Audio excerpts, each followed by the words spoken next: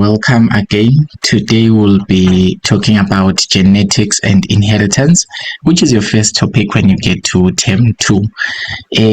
This topic really requires you to understand meiosis. Please revisit meiosis, understand human reproduction, and also understand DNA, the code of life. So basically this topic, it encompasses all of those: DNA, the code of life, meiosis, as well as human reproduction. So now when we talk about genetics and inheritance, what is that in the first place? Okay, so let me remind you one thing that I have taught you when it comes to meiosis, that somatic cells have got 46 chromosomes that are arranged in homologous pairs. That's what I told you guys, that in meiosis, to say that each and every body cell, remember guys, somatic cells are just body cells, or these are the cells of the body, or these are the cells that are making up your body. For example, the cells that are making up your skin, they are somatic cells. The cells that are making up your hair, they are somatic cells. The cells that are making up your nose and everything, they are also somatic cells. So these somatic cells, last time we say that they are diploid, and we say that specifically it means that they've got 46 chromosomes that are arranged in homologous pairs. And what is the name of the diagram, Ganj? The name of the diagram used to represent all of those 46 chromosomes. What is the name of the diagram? Karyotype. Yes, it's a karyotype. Exactly. Yes. So those 46 chromosomes are arranged in a karyotype. So now each pair has one maternal chromosome and it has got one paternal chromosome. So it has got one chromosome from the mother and one chromosome from the father. So it is something like this. These are homologous pairs of chromosomes. We have got one chromosome from the mother, one chromosome from the father.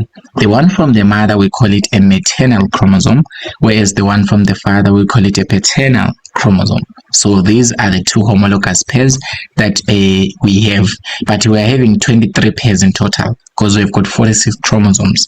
Okay, we said last time, guys, that these chromosomes, they are responsible for coding your physical characteristics or your body characteristics.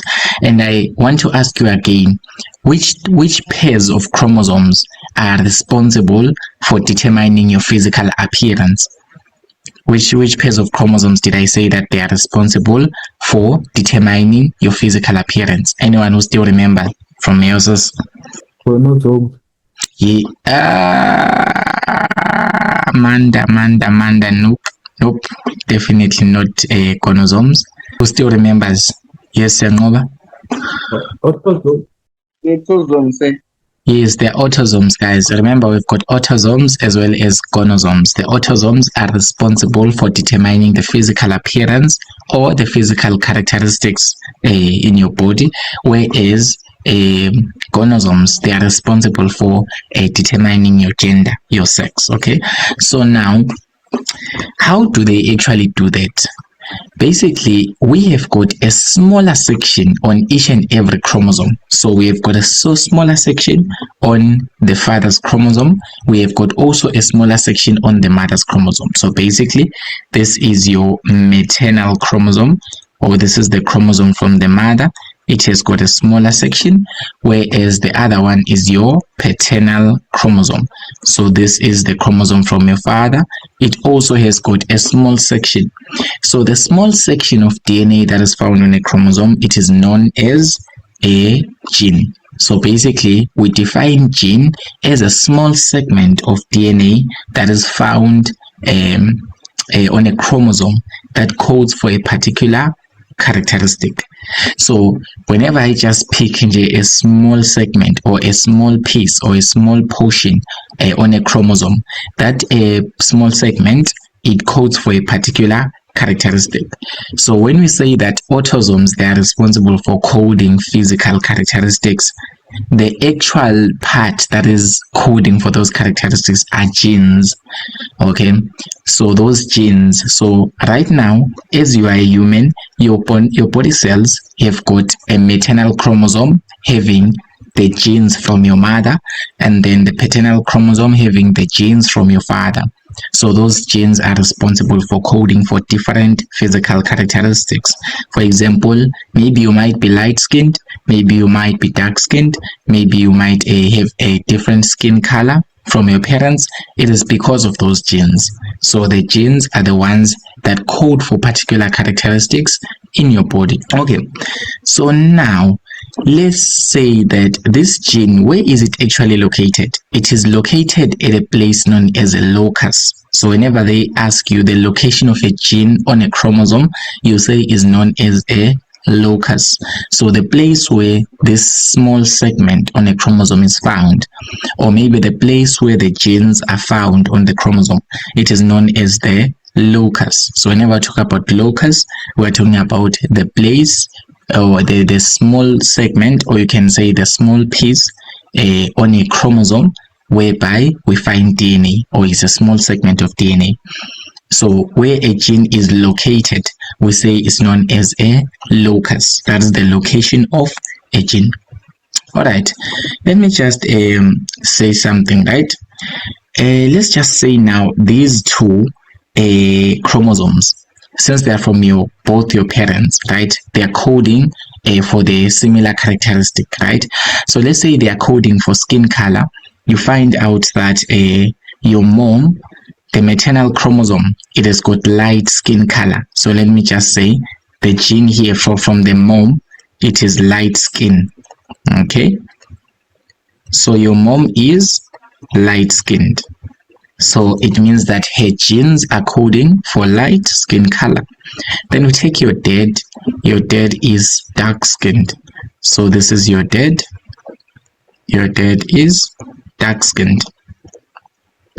And then when your mom and your dad are making you, or when they are making the baby, which is you, how will the baby look like? Is the baby going to be light skinned or dark skinned? What can you say?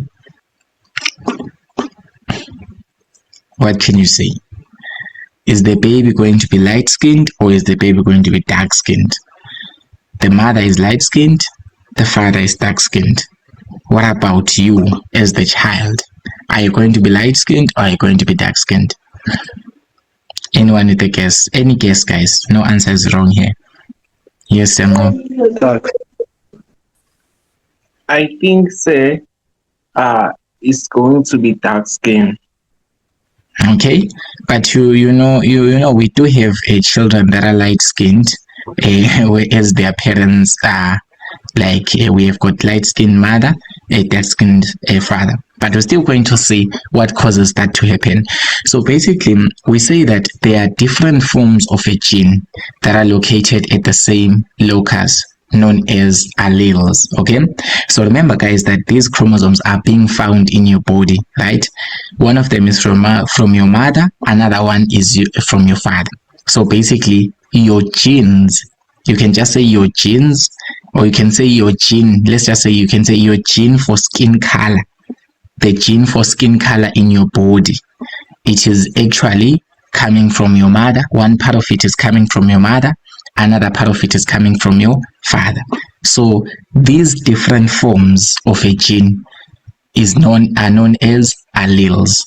So your mom has got an allele for light skin, your dad has got an allele for dark skin color, and then when they combine together, we call it a gene. Okay, guys, a gene, it is a combination. So whenever we talk about a gene for skin color in your body, we are talking about both your mother's allele and your father's allele. So we can just say that a gene, it is made up of two alleles. So alleles are just those different forms of a gene. Why are we having different forms? Because we're having two chromosomes that are making up the gene. Okay, so we're having two chromosomes that are making up the gene. We have got the one from your mother, the one from your father. All of them, they are contributing their own alleles. So this light skin in your mother is one allele, and then the dark skin from your father, it is another allele. And when we combine them together, they form your gene. So it's a gene. Okay, so we say that is different forms of a gene located at the same locus. So those are known as alleles. Are we still kind of together, guys? Yes, sir. Okay. So now, why do we need to even study about these alleles and genes? It's because they're very important. Okay. So now, since the offspring or the baby has only one characteristic, I mean, the baby cannot really look like both the parents, right? Sometimes you find out that the baby, the baby is just another different thing. So now, since the baby only consists of only one characteristic, which one should he or she have? Should she have the mother's or should she have the father's characteristic? That was the debate, to say if your dad is dark skinned and your mom is light skinned, Siyanqoba proposed that he will be dark skinned. Well, that can be true at instances, okay? But in some cases, you'll only find out that one baby will be similar to the mother, another one very similar to the father. But what causes that? Okay, look at this example. You see this picture, we're having a mom and a daughter. Do you see that we've got a mom and a daughter? Do you see how alike do they look? Do you see that they look alike, these two? Yes, sir. Yeah, and you'll be like asking yourself, Uti, what is the contribution of the father? Because these people look like twins, like literally they look identical. These people, they look like twins, and you'll be like asking Uti, what did the father even contribute here? You can also have it with a father and his son. Okay, this is a father, this is his son. Look at how similar they look. They look very alike. So basically, it's not something that you can always say the baby will look like the father or the baby will look like the mother. What does this depend on? It depends on which allele is dominant. So let's talk about dominant versus the recessive alleles. Okay, so the dominant allele is the allele that is shown in the phenotype of the offspring. Let me repeat that. The dominant allele is the allele that is shown in the phenotype of the offspring. So basically, let's introduce you to the term phenotype.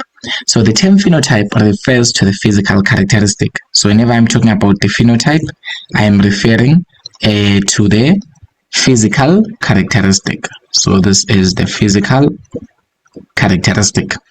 So the physical characteristic, it can be skin color, it can be hair color, it can be eye color, or any other physical characteristic that you can think of. Maybe the type of nose that you are having. Some people have got a nose from their father, some people have got a nose from their mother. Okay, so which allele is shown in the phenotype? It is the dominant allele. So the dominant allele, what does it do? It actually masks the recessive allele. But before we even get to masking the recessive allele, let's talk more about this dominant allele. Let's just refer back to the example that we had at first, right? So the example that we had at first here was saying, your mom is light-skinned, your dad is dark-skinned, and you are going to be, let's just say you are going to be dark-skinned, as Siyanqoba said, because Siyanqoba said that he is going to be dark-skinned like his dad, even though the mom is light-skinned.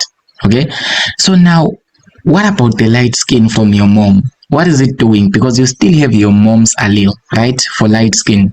So you still have your mom's allele for light skin, okay, and you also have your dad's allele for dark skinned. But your actual physical characteristic, or the actual way you look dark skinned. Okay, you actually took the allele from your father. And you'll be like asking, your mom is light skinned, why is she not contributing to your skin color? It's because your dad's allele is dominant. So basically we say that the dominant allele, it is the one that is shown in the physical characteristic. It is the one that is shown in the phenotype. The term phenotype simply means it is the physical characteristic, the actual way that you will look like. So in this case, if you are going to be dark-skinned, whereas your parents are a combination of light-skinned and dark-skinned, it means that your father's allele your father's allele, the allele that is coding for dark skin from your father, it is the one that is actually dominant. It is the one that will show in the physical characteristic, not your mother's. Why does it show in the physical characteristic? Because it is dominant. That is the nature of a dominant allele. A dominant allele, it is the one that shows in the physical characteristic. Yes, Sam? So, sir, let's say maybe two parents have dark skin, therefore Umtwana has the light skin. What's happening there? Oh, it's possible. It's possible. That will actually bring us to the recessive allele and how does it work, okay? Because we're still going to do genetic crosses and you understand even deeper, all right? So basically, let's just talk for now. Let's just take a combination of two different things for now, right? We have got light skin and then we've got dark skin. So you guys now understand a dominant allele is the one that shows in the phenotype. It is the one that shows in the physical characteristic, or it is the one that is displayed in your body. For example, the child is dark skinned, but she has got a light skinned mother and a dark skinned father. So it means that the allele from the father, the alleles from the father's chromosome, it is the one that won the battle. It is the dominant one. So now what happens to the one from the mother? We say that the allele from the mother, it is the recessive one. Okay, it is not dominant because the allele from the mother is not showing here, because the child here, I say that the child is gonna be dark skinned. So we're gonna have a dark skinned offspring, or we're gonna have a dark skinned child. So if we're having a dark skinned offspring or we're having a dark skinned child, it simply means that the only allele that is showing here, it is the dad's allele, the dark skin allele. Okay, so now what happens to the light skin allele? We say that the light skin allele is known as the recessive allele. Okay, so the recessive allele is the allele that is masked, or you can say that it is suppressed when the allele partner is dominant. Okay, so what does this mean? It simply means that yes, you do have the allele from your mother, but it will not show in the physical characteristic. So we can say that it is kind of suppressed, or it is not able to show itself. Okay, some people, you can see them as dark-skinned people, but they still have alleles for light skin. It's just that those alleles are not showing. Those alleles are recessive. Okay, so we say that the dominant allele, first of all, it masks the recessive allele.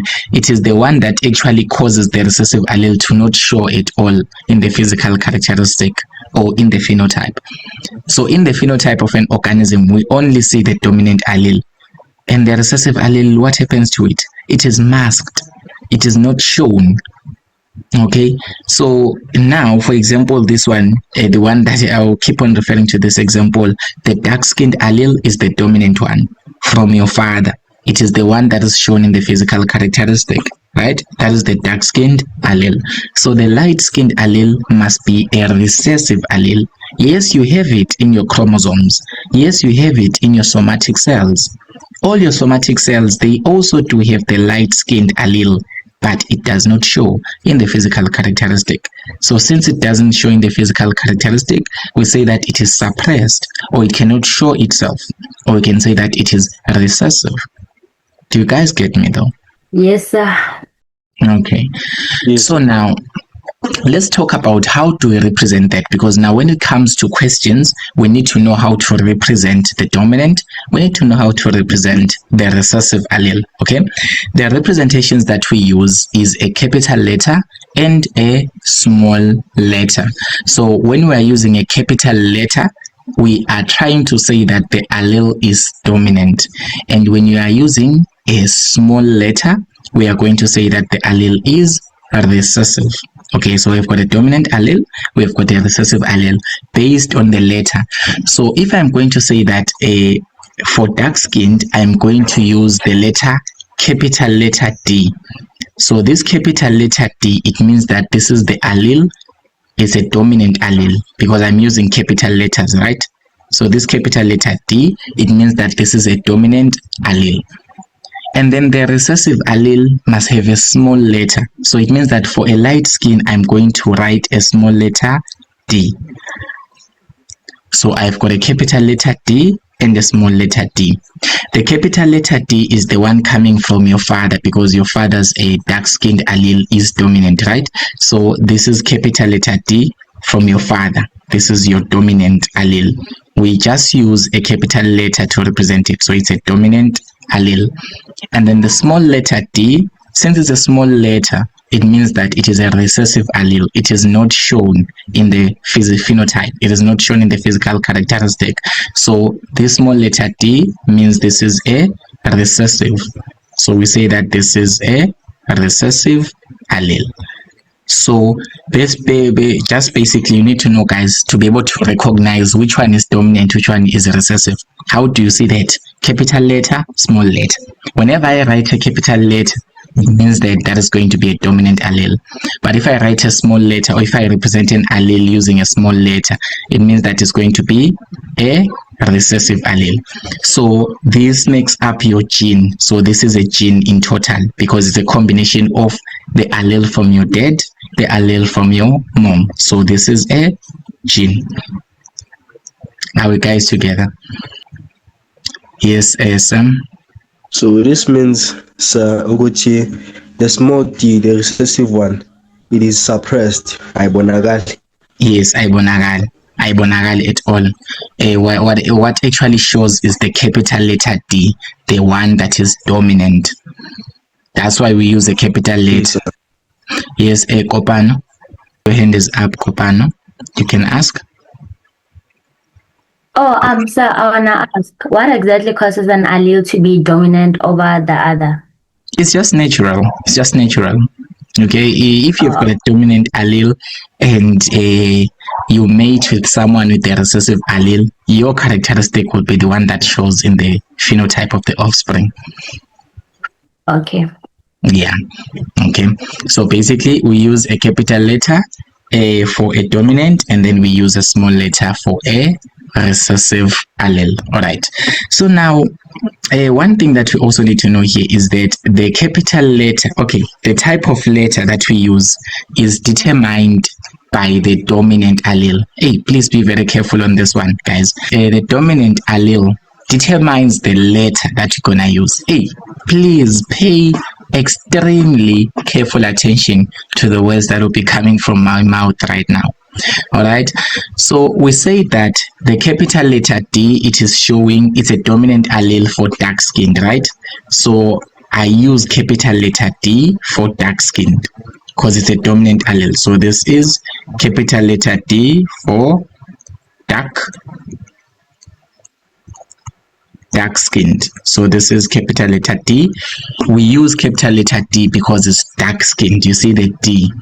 But now the recessive allele is a light skin. Look at this, guys. The recessive allele is a what? Is a light skin. It's light skinned. Why didn't we use a small letter L here? Who can tell me why we didn't use a small letter L? Why did we use a small letter D for light skinned?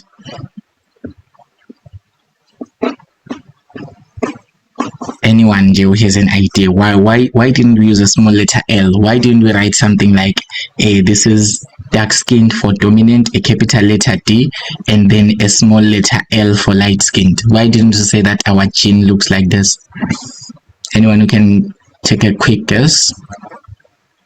Yes, Samova. I think say because it's coding for the same gene, but differ alleles. Okay, different alleles, but it's coding for the same characteristics. Yeah, you are heading in the right direction. We're still gonna add more. Yes, Hlelolwakhe.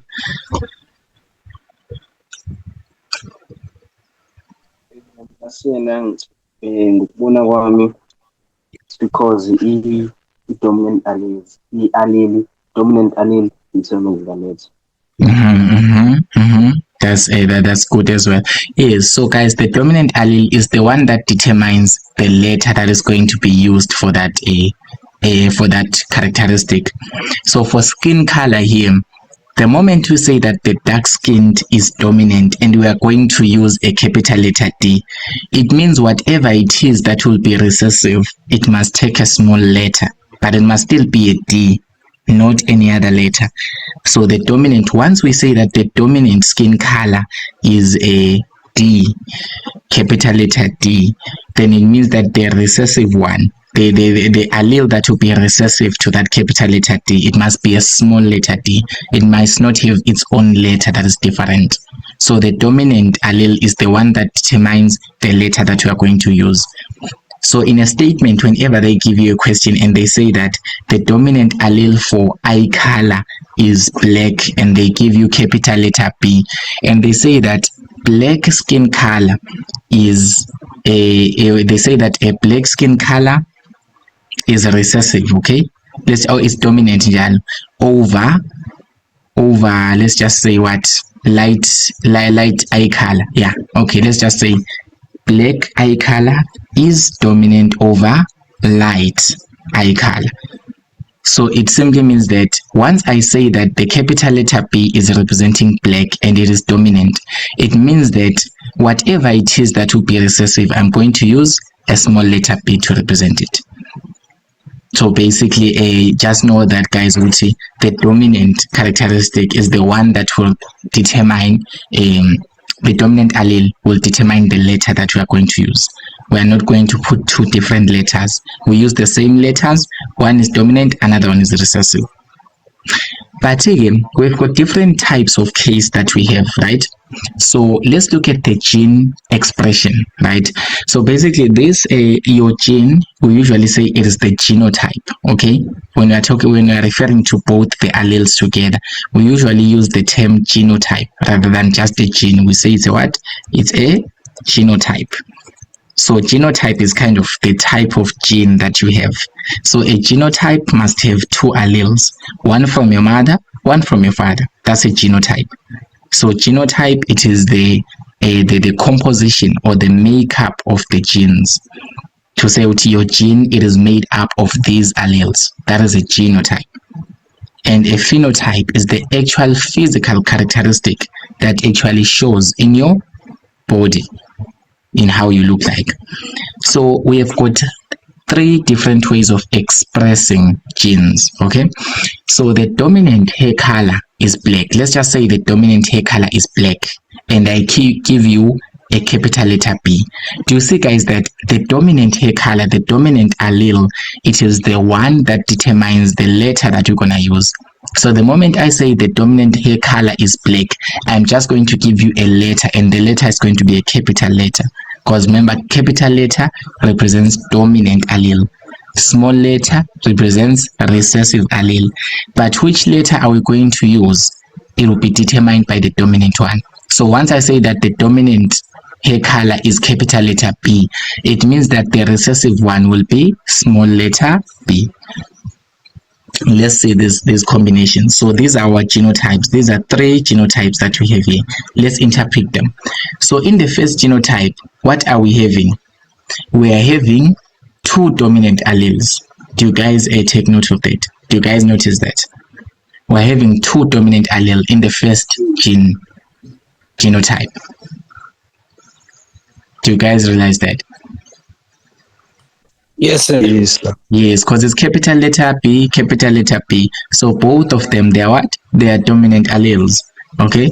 So we say this condition is known as homozygous. So we use the term homozygous.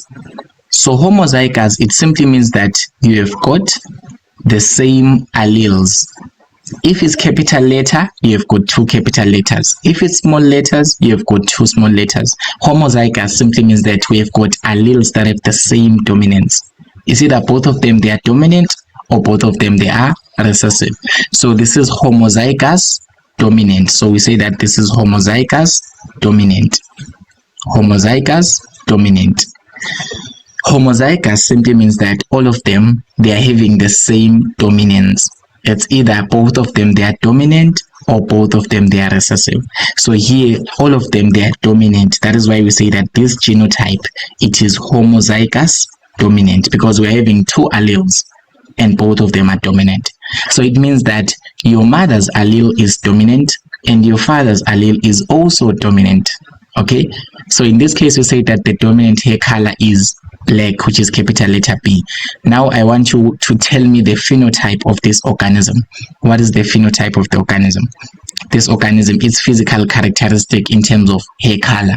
What is it going to be? Is it going to be black or is it going to be white? Yes, Kopano? It's going to be black.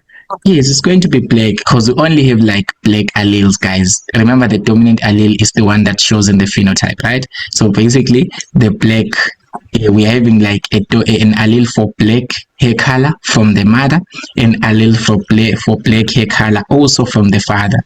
So if both those alleles are dominant, then it means this is homozygous dominant, and the phenotype here, it will be black hair. So this will be black hair, because remember, guys, that the dominant allele is the one that shows in the phenotype. So once we have a dominant allele in our genotype, it is the one that will show in the phenotype.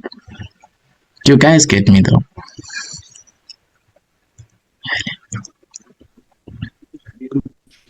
Yes, sir. Yes, please. All right, let's look at yes, you may ask.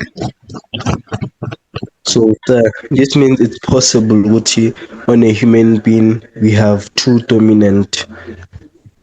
Yes, very possible. It can happen. Like, for example, if your mother's allele is dominant and your father's allele is also dominant, then it means that that's just going to be a homozygous dominant genotype.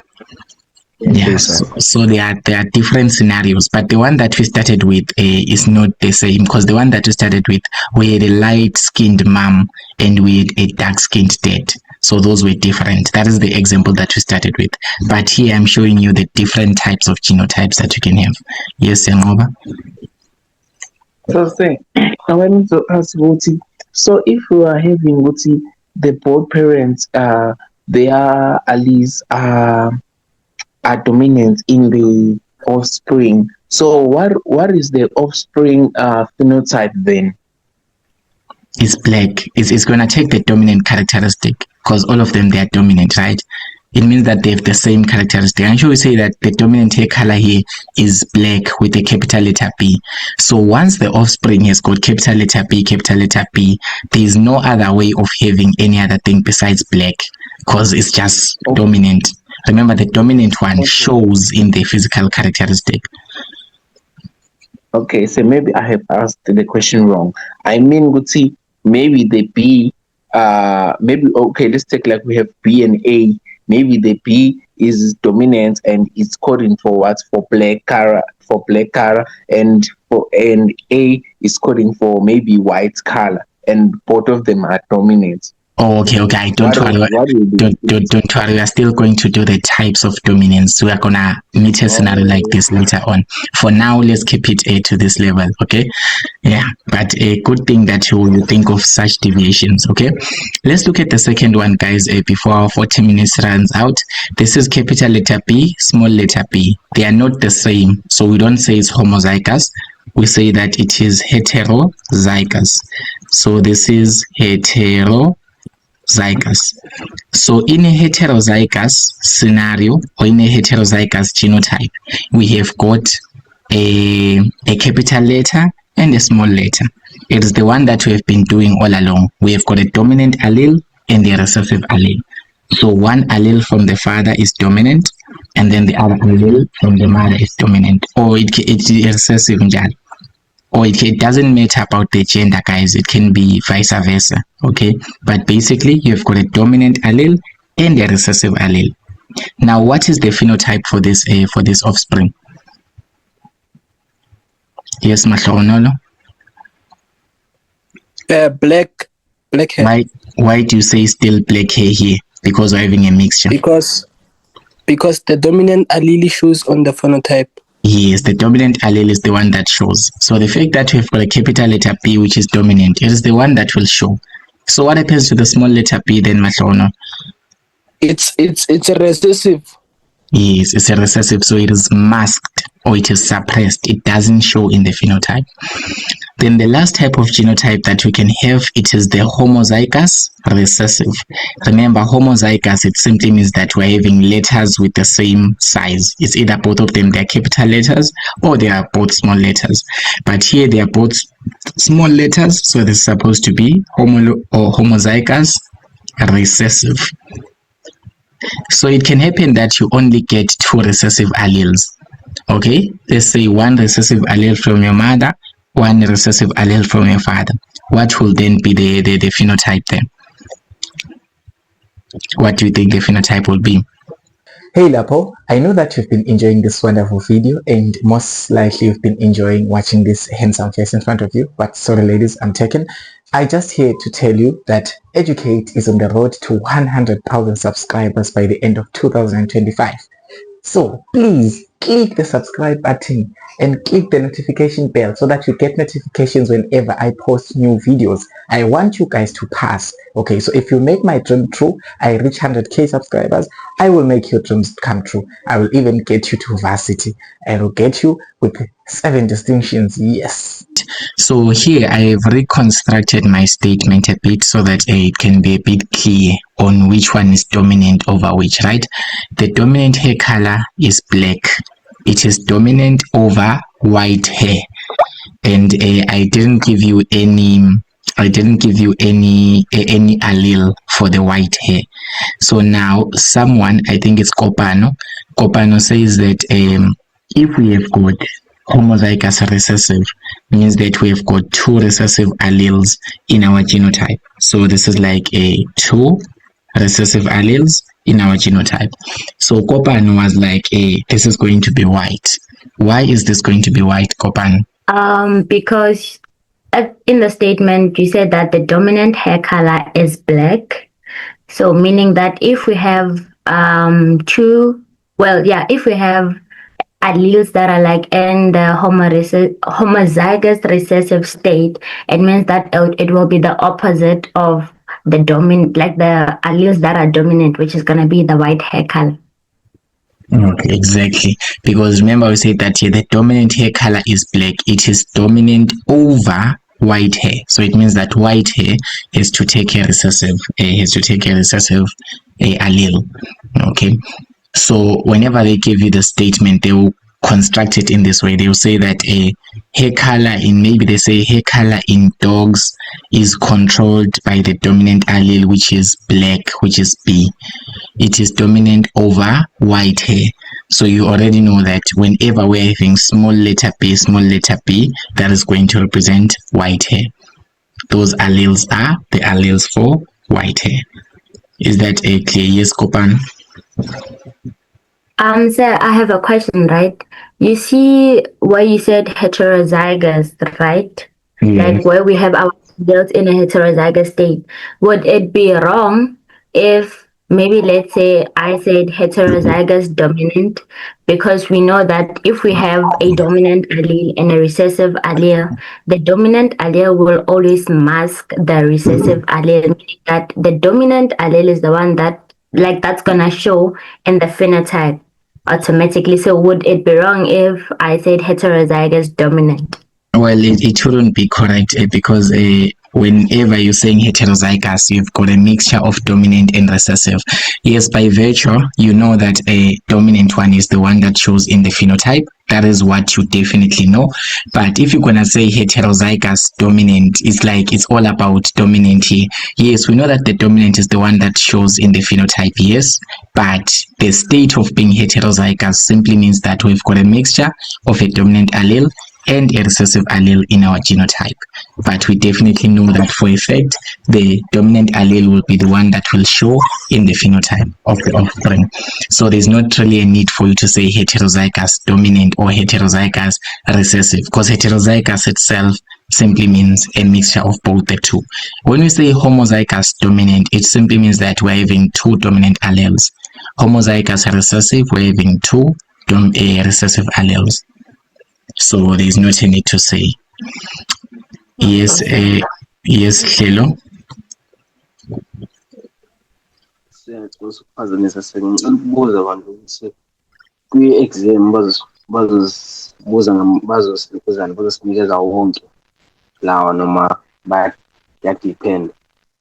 Yeah, depend. You have to read the statement. It depends. You read the statement, you try to understand what phenotypes are you having, what genotypes are you having. But we are still going to see how does that work. Let's just look at the monohybrid crosses, because monohybrid crosses, they give us an idea on how this works, right? Okay. So this is something that you guys need to remember, something that I've already told you today. Each and every gene has got two alleles, or we can say that it has got a pair of alleles that are coding for a particular characteristic, right? So now when it's time to reproduce, those alleles, they need to cross with one another. Okay, do not mind the statement for now until you see it in action. Would say how does it actually work? Okay, so remember, whenever I talk about a gene, I am referring to the genotype. I'm referring like to two alleles, right? For example, the one that we did, this is capital letter B, capital letter B. This is a homozygous dominant genotype. This is capital letter B, small letter b. It's a heterozygous. This is small letter b, it's a homozygous recessive. Okay, so now when it's time to reproduce, what actually happens?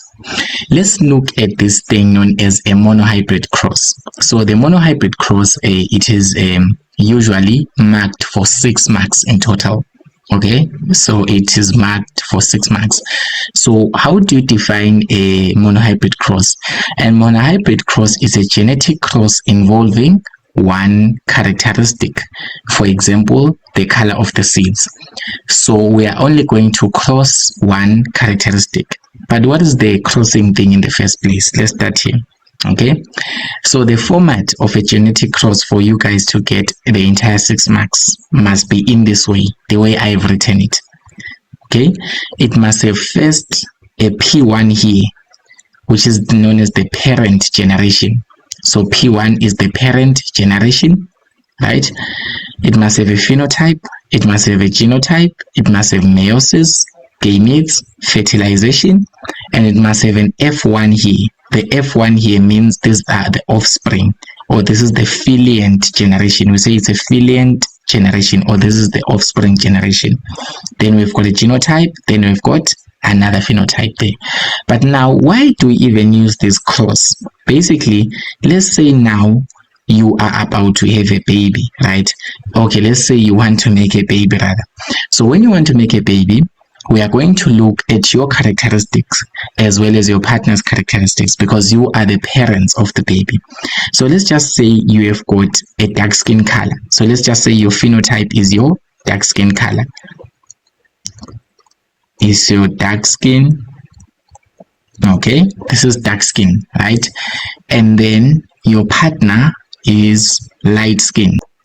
Your partner is light skinned.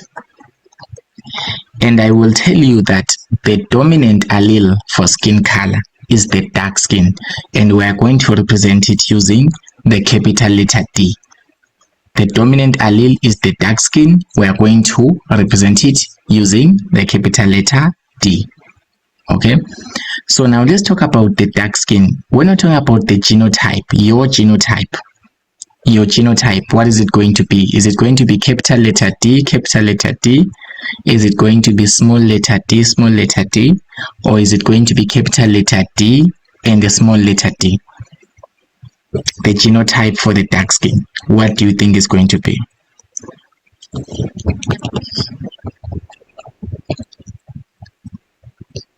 Yes, Lelo?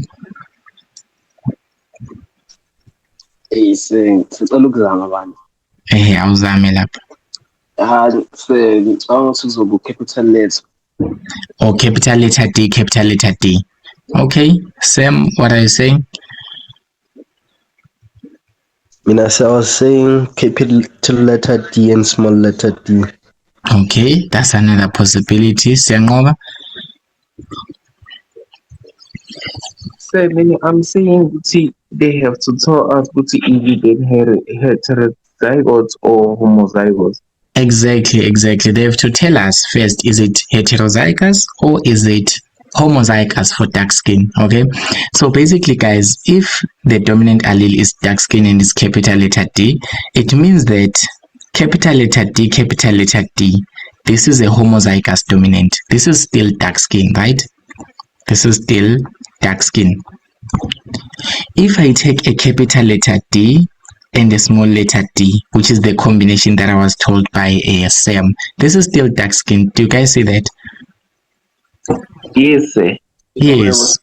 Both the genotypes, guys, they are representing dark skin color. Like the phenotype or the physical appearance from this genotype is still going to be dark skin because the dominant allele is the one that is being shown. It's the same scenario as the one that we had at first here when we talked about gene expression. We say that if you're having a homozygous dominant, you're going to have black hair in this particular case. If you're going to have a heterozygous, you're also going to have black hair. So if I tell you that something has got black hair, there are two ways of expressing the genes. It can either be capital letter B, that is homozygous dominant, or it can be capital letter B, small letter b, that is heterozygous. But all of them, their physical characteristic or their phenotype is still black hair. Okay, so for this one, I said it's dark skin, and the dark skin is dominant, so it is the one that is a capital letter. So whenever I say that the first person is dark skin, is a male that is dark skin, it can be those two possibilities. So it depends on the statement. Did the statement tell you this person has got homozygous dominant, or do they have a heterozygous? If they've got homozygous dominant, that is dark skin. This is capital letter D, capital letter D. So this is dark skinned.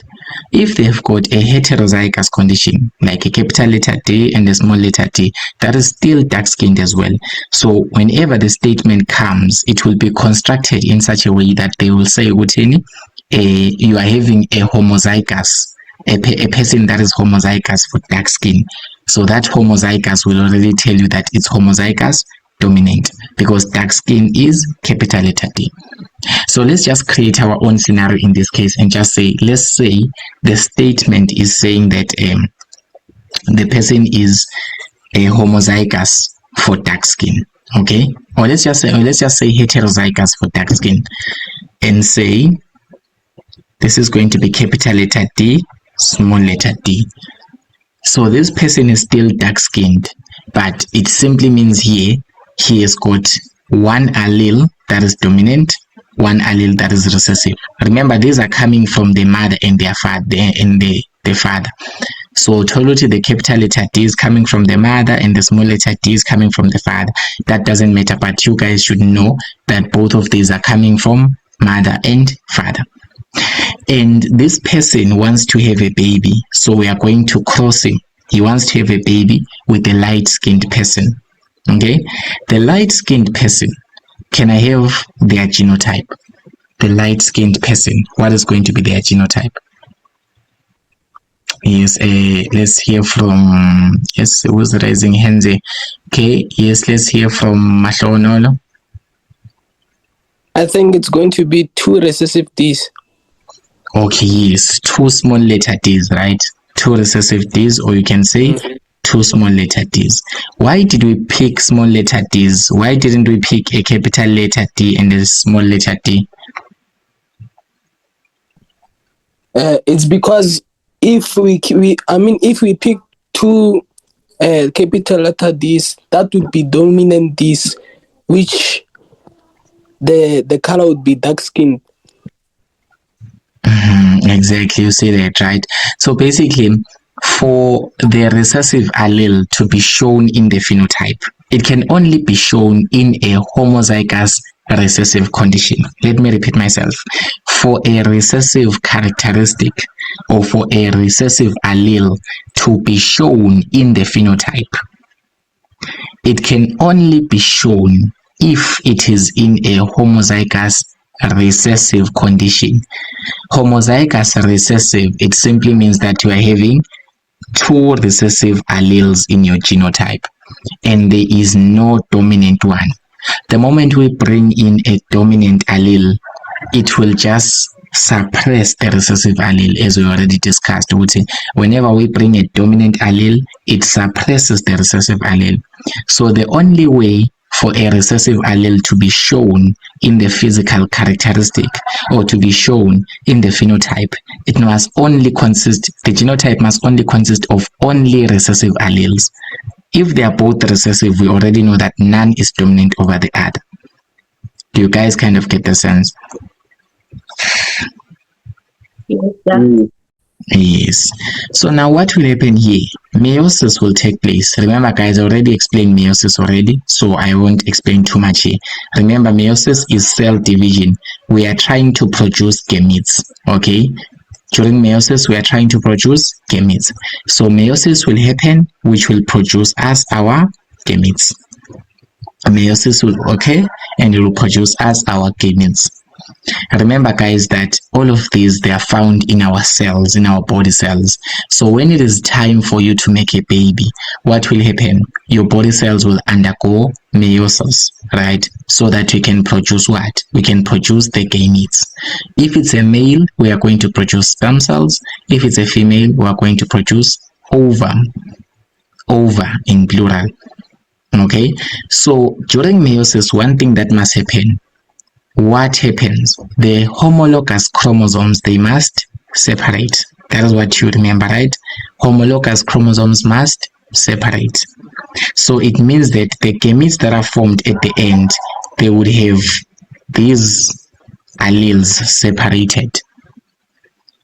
So we're going to put a comma between the capital letter D and the small letter d. Why is that? It's because meiosis has taken place, guys. When meiosis takes place, what actually happens? The homologous chromosomes separate. Remember, guys, that these alleles are being found on homologous chromosomes. Let's just go back here for a bit. Here, where we started. We started here, right? We had a maternal and a paternal chromosome. We say that each and every chromosome, it is having what? It is having an allele. For example, light skin from the maternal, dark skin from the paternal. During meiosis, these homologous chromosomes, they separate. It means that the one with the light skin will go to one gamete, the one with the dark skin will go to another different gamete. That is meiosis taking place. So that is why on our genetic cross, whenever we do the genetic cross there, we separate the capital letter D and the small letter d to show that meiosis has taken place. So this D, it is in one gamete, the small letter d is in another separate gamete. Do you guys kind of get the sense? Yes, sir. Yes. So the same ASM. So, sir, it's still okay if I circle them instead of a comma? You need to put the comma. Please put the comma. I need to put the comma. It's very necessary to separate them using that. Okay, sir. Okay. So here we are going to cross this. We're going to cross these gametes. We're going to cross them with what? We're going to cross them with small letter d, comma, small letter d, to show that during meiosis these alleles separated, because chromosomes separate, right, in the anaphase 1. Homologous chromosome, they separate during anaphase 1. So after they separate, it means that they go with their alleles to different cells. Okay, so from the dark skin side, we are having two gametes that are possible. We've got a gamete with a dominant allele. We've got a gamete with a recessive allele. If it's a male, we'll say that the first one is a sperm cell with a dominant allele. The second one is a sperm cell with a recessive allele. Because basically, this person is dark-skinned, yes, but they still have a recessive allele. Look at their genotype. Their genotype is in the heterozygous condition. It has got a capital letter D and a small letter d.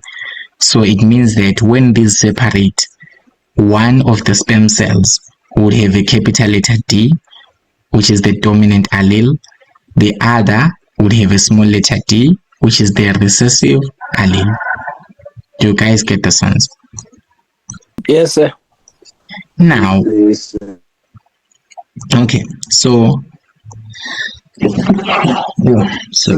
okay, so gametes, they undergo fertilization. You guys already know the fertilization process.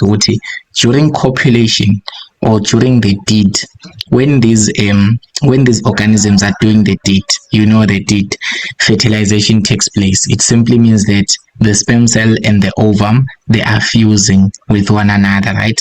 So their nuclei are fusing with one another. So that will be what will happen. So the first sperm cell having the dominant allele, it can fuse with the first ovum having the recessive allele, which is D. These two, they can fuse with one another. That's fertilization. That's why we write fertilization here, because the gametes are now fusing with one another now. And so here we made the gametes via meiosis. Now it is time to make the baby. When it's time to make the baby, what will happen? The gametes will start fusing with one another. The sperm cell will fuse with the ovum. So the capital letter D and the small letter d, when they fuse, they are going to create a zygote that is having what? A capital letter D and a small letter d. Because remember guys that here the zygote is just the combination of the parents. So now if it happens that the male with the dark skin, this is the sperm cell for the male with the dark skin, it's a capital letter D, fuses with the ovum of a female with a small letter d, we are going to make a zygote with capital letter D, small letter d. That is the genotype, the first possible genotype that we can make. The same thing can happen here. This capital letter D, the first one, right, it can still fuse with the second capital letter D on the other side. So we are crossing them. When I'm saying that we are crossing them, it simply means that fertilization is taking place. The sperm cell, it is fusing with an ovum. So it is possible, or it can happen, that this sperm cell with the capital letter D fuses with the ovum with a small letter d. And that is still going to give us capital letter D, small letter d. And then now let's move to the second allele, or the second gamete, this one. So this other gamete has got a small letter d, so it means it has got a recessive allele, the one that was masked, because this person is dark skinned guys, but they still have the recessive allele. The recessive allele is light skin and it is masked, or it is not shown in their phenotype, but during meiosis they will completely separate. So it means that we have got a sperm cell having the small letter d. So if this sperm cell having the small letter d, if it happens that it fuses with a capital letter D there, what will happen? With the small letter d on the other side, what are we going to have? What genotype are we going to have? Like a small letter d, we are crossing it with a small letter d. What do you think we're going to have on our zygote? Yes, a Ramatutu. Homozygous recessive. Yes, we're going to have a homozygous recessive, small letter d, because we are like fusing a small letter d sperm cell with a small letter d ovum. Yes, a Mahlonol. Any question? Okay. Sir, yes. If I may ask, ne? Mm-hmm. Why are we like? Why aren't we using the genotypes from the mother to the father? I don't know if you get my question. Well, it's the same thing. It's the same thing. You can still the same thing. You are crossing them. You can just do the opposite. It still give you the same outcome. Okay. So. Yeah. So we are crossing them, but ideally, remember guys that this is reproduction taking place here, right? We know that the sperm cell is the one that goes to the ovum. That is why we usually like to start with the sperm cell, and then we go towards the ovum usually. But it's not any restriction, because you can even cross it from mother to father. It's still the same.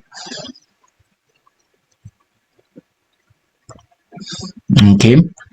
So now this is the last combination that you're gonna have. This small letter d from the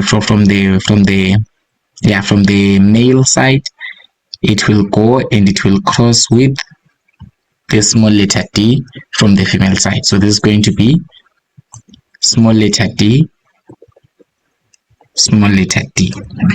So what in the world happened here? The gametes were fusing into one another. Okay, these are just the possibilities of what could happen if these two were to mate with one another. If copulation had to take place, let's just say they are doing the deed. These are the possible combinations of genotypes that we are going to have for our offspring. So our offspring can have the first genotype here, which is capital letter D, small letter d. That is a heterozygous one, and it's heterozygous for dark skin. Or it can have a small letter d, that is homozygous recessive, and we already said that the homozygous recessive, it is light skinned. Or we can have capital letter D, small letter d, which is the same as the first one, or small letter d, which is the same as the second one. So is this hard, guys, to just cross this or to just fuse these together? No. Okay, let's No, sir. Okay, yes, Sam, what's your question? So, sir, they are going to give you a format, or what is this, a template? Or you're just going to, you have to know it. You have to know it. Know all this. The format, you must know the format. You are not given by anyone. And Rolly, yes, you can still use a Punnett diagram. You can still use a Punnett diagram, a Punnett square. It's still the same thing, as long as you cross all of these together. You cross the first allele with the first one on the other side. You cross the second allele with the first one, and you do 4 combinations, as long as you have got 4 possible combinations. Now let's interpret the phenotype of the offspring to say that the offspring that will be made when these two copulate with one another, what is it going to be? We are having this capital letter D, small letter d, and we are also having capital letter D, small letter d. Interpret this in terms of their physical characteristic. What would you say? Yes, Sam. So I think I will say they have the offspring have 50% of dark and 50% light color. Yes, here we can just say this is 2. Let's just mention in terms of the numbers that we have here. We are having 2 dark skinned, so this is 2 dark skinned offspring, and we're having what? We're having another 2 that is light skinned. Do you guys see that?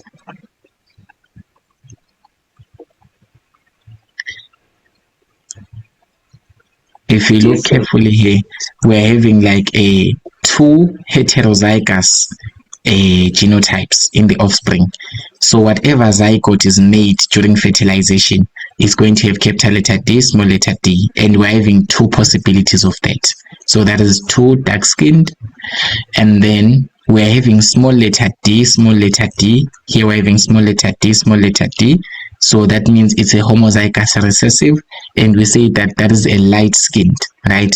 But we're having 2 of them, so it means we're having 2 possibilities of getting light skinned. Do you kind of get the sense? Yes, Sam. So it's still okay if I write 2:2. Okay, when you are writing the phenotype, the first thing that you should write, 2 dark-skinned, 2 light-skinned. You count your genotypes. 2 dark-skinned genotypes, 2 light-skinned genotypes. That's the first thing.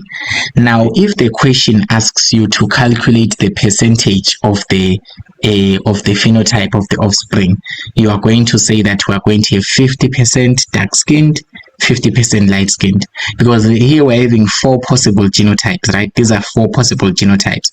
So if we want to find the percentage of dark-skinned, we would say this is 2, because we're having 2 dark-skinned out of 4 genotypes multiplied by 100.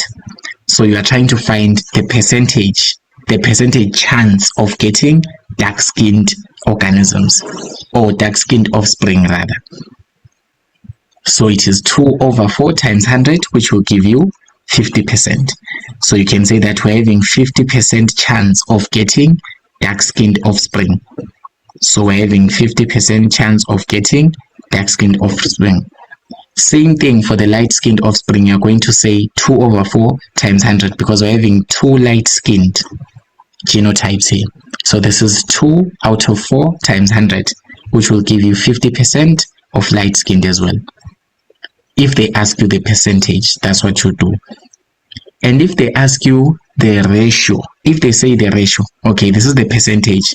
Now your genetic trust can ask you different thing. It can ask you the percentage or the ratio. This is the percentage so far. When it comes to the ratio, you are going to say here, in terms of the ratio, we are going to have 2 dark-skinned is 2 light-skinned. So this is 2 dark-skinned is 2 light-skinned. But you guys know that the ratio must be simplified, right? Those who are doing mathematics, 2 is to 2 can be simplified to what? How can yes, you just divide by the smallest number. In this case, you divide by 2. So the ratio is going to be 1:1. So it means that we have got an equal chance of getting a dark-skinned and a light-skinned offspring here. So we're having equal chances of getting dark-skinned and light-skinned offspring. Guys, this diagram, we make it to try and calculate the chances of getting this offspring. This is not the actual offspring that you'll get. Okay, let's say for example you are dark-skinned and you are making a baby with a light-skinned lady. You are a dark-skinned male, you are making a baby with a light-skinned lady. It is not always going to say 2 babies are going to be light-skinned, 2 babies are going to be dark-skinned. No, these are just chances, guys. These are just chances. Otherwise, fertilization is random. It happens randomly. You never know which sperm cell will be able to fertilize the ovum. You never know because it's a random fertilization. So let us stop thinking this is the actual offspring that we have. These are just the chances or the possible genotypes that we can get if these were to fuse with one another. Because it can happen that you have got 5 children and all of them are dark-skinned, or you can have 5 children and all of them are light-skinned, and you start to ask yourself, is the genetic cross wrong? Why am I not having like 50% light skin, 50% dark skin? No, fertilization is random, guys. Fertilization is random. It happens randomly. It depends which sperm cell was successful to get into the ovum. It simply depends on which sperm cell was successful. But this cross, it kind of gives us an idea of the possibilities that we can expect whenever we mate or whenever we cross two organisms. So these are just possibilities. So we've got a 50% chance of getting dark skin or a 50% chance of getting light skin, depending on which sperm cell was able to get into the to the ovum and fertilize it. Yes, Lapo, let's hear from Kopana.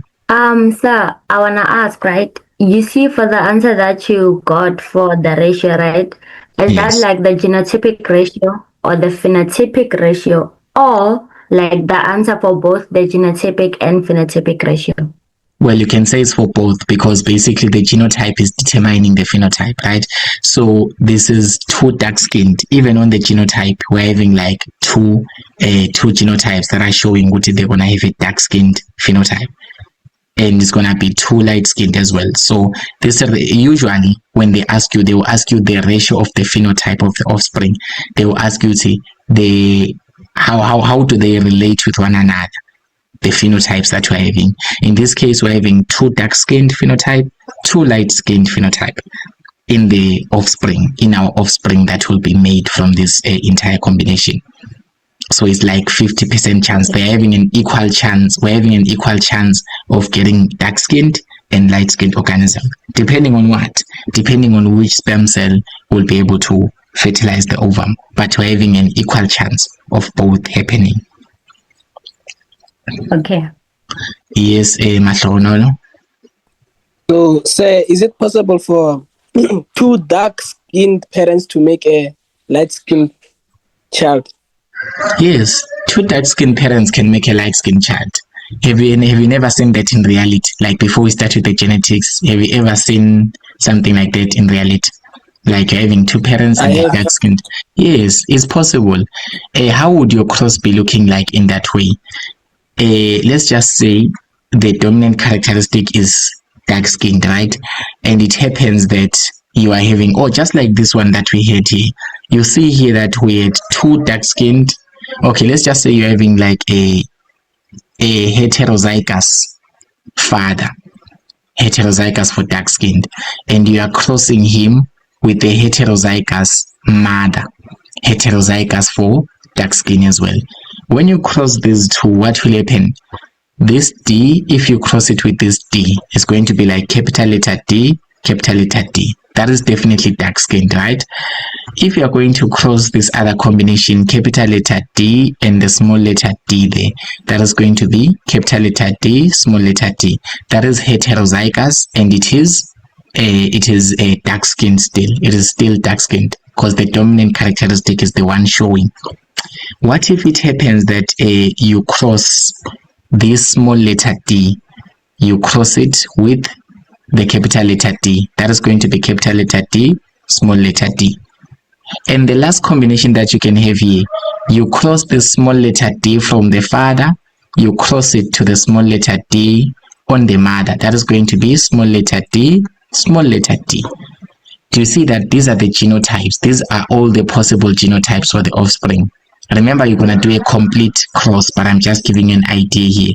You're going to write all of these things such as phenotype, genotype, meiosis, gametes, and whatnot. But here, do you see that this one, DD, small letter D, small letter D there, it's a light skin, so it's possible. Both the parents, they are dark-skinned in the heterozygous condition. They are all dark-skinned. But now they have got a possibility of having a light skin. If it happens that the recessive allele from the father, it actually crosses with the recessive allele from the mother, we are going to get an offspring that would have two recessive alleles. And that is homozygous recessive, that will give us light-skinned. I was still explaining to say with a dark-skinned parent, two dark-skinned parents, they have a possibility of giving us a light-skinned offspring. Okay, and I just explained it using a short cross here. And I said, whenever you are answering this, you have to write it as a full cross, having all of these: P1, F1, phenotype, genotype, meiosis, gametes, fertilization, genotype, and phenotype. You must put all of those things. But here I was just sketching to show you the possibility of having a light-skinned offspring, even though the parents are dark-skinned. Okay, and then now Sam was asking, if I'm not mistaken, was asking the ratio, to say with him what is going to be the ratio here of the phenotype. Here we can see that in this particular case, the phenotypes that we got, the genotypes that we have here: capital letter D, capital letter D, capital letter D, small letter d, capital letter D, small letter d. So we are having two heterozygous, one homozygous dominant, and all of these three, they are coding for the dark-skinned characteristics. So we are having three dark-skinned. So if you're having that case, that is going to be 3, and all of them, they're going to be dark-skinned. So this is 3 dark-skinned possibilities, and this is going to be 1 light-skinned. This is how you interpret their phenotypes. And if they ask you of the ratio, that is going to be 3:1. So the ratio, this is going to be 3:1. So it means that we've got 3 chances of getting dark-skinned offspring, then we've got only 1 chance of getting light-skinned offspring. So do you see that when we are having both parents having the same phenotype, like all of them having a dark-skinned characteristics, whenever we're having the parents, all of them having the dark-skinned characteristics, there are more chances of them making a dark-skinned offspring, and there are less chances of them making a light-skinned offspring. Because here, remember guys, that when we crossed, we saw that out of these 4 possible genotypes, 3 of them, they are dark-skinned, right? And then 1 of it is light-skinned. So there are more chances of getting dark skin color than light skin color. Yes, Mahlonolo, let's see your question. Yes, I think I didn't put my question in order. Ne? What I meant to say is it possible for two dark-skinned parents, ne, both having two homologous chromosomes to make a light-skinned child? Or all of them in homozygous dominant? That's what you meant to say, right? No, definitely not. Definitely not. If you say that you're having two parents and they are all homozygous dominant, capital letter D, crossing them with capital letter D, the only possibilities that you're gonna get here is all capital letter D. You cross this is still going to be capital letter D. You cross these two, this is going to be capital letter D. You cross the last combination, it is still going to be capital letter D. So whenever you are having both of them having the homozygous dominant genotypes, no matter what happens, there is no chance of getting a light skin there. All of them will just produce dark skinned babies. Okay. So you just use a genetic cross to explain this. So now let's look at the mark allocation as Manda was asking him.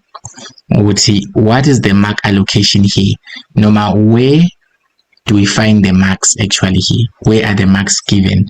So since we're having 6 marks, the first mark is the format here. Writing this P1 and this F1, it is 1 mark.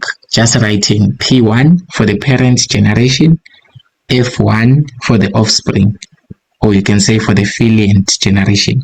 That is going to be 1 mark. The second mark is going to writing meiosis, gametes, and fertilization all together, writing these 3 things in the correct order. That is going to be another mark. So you already have 2 free marks before you even begin answering the question. It is the P1 and the F1. That is 1 mark. Writing meiosis, gametes, fertilization. That's another mark. Now, the other 4 marks will be granted on the correct phenotype. So if you write 2 correct phenotypes, that's 1 mark. Okay? If you write 2 correct genotypes as well, that is also another mark. But usually they give you the mark after the fertilization thing happens. And then the genotypes and the phenotypes, they also get their marks as well for the offspring. So 6 marks in total. It can depend on the memorandum that comes, but we know that these 2 are compulsory marks. You see this P1 and this F1, this is a compulsory mark. This one is a compulsory mark. So if you don't write the P1 and the F1, you're already in trouble, -1. Then the other compulsory mark is to write the meiosis, gametes, and fertilization. This is 1 more compulsory mark. It's very compulsory. And then the correct phenotype, the correct gametes, the correct genotype of the offspring, as well as the phenotype of the offspring. They can know, sometimes they won't give you the marks for the phenotype, they will give you the marks for the percentage or for the ratio. It depends on what the cross asked you. If the cross says, what is the percentage of getting dark-skinned offspring, they will mark the final percentage. So sometimes they will not mark the phenotype here, but usually it takes 6 marks. So make sure that you write everything correct. Yes, Hlelo, you are raising your hand. Yes, ngalo buza kunofubuzo siyenzeka ukuthi kube abazali babe dark skin bawuthu ingane isukuzoba light skin lapho. Possible. Both parents dark skinned and then ingane be light skinned. Yes, exactly here. What we have done here. Look at this one carefully. This one. So manje mina ngikhola ukuthi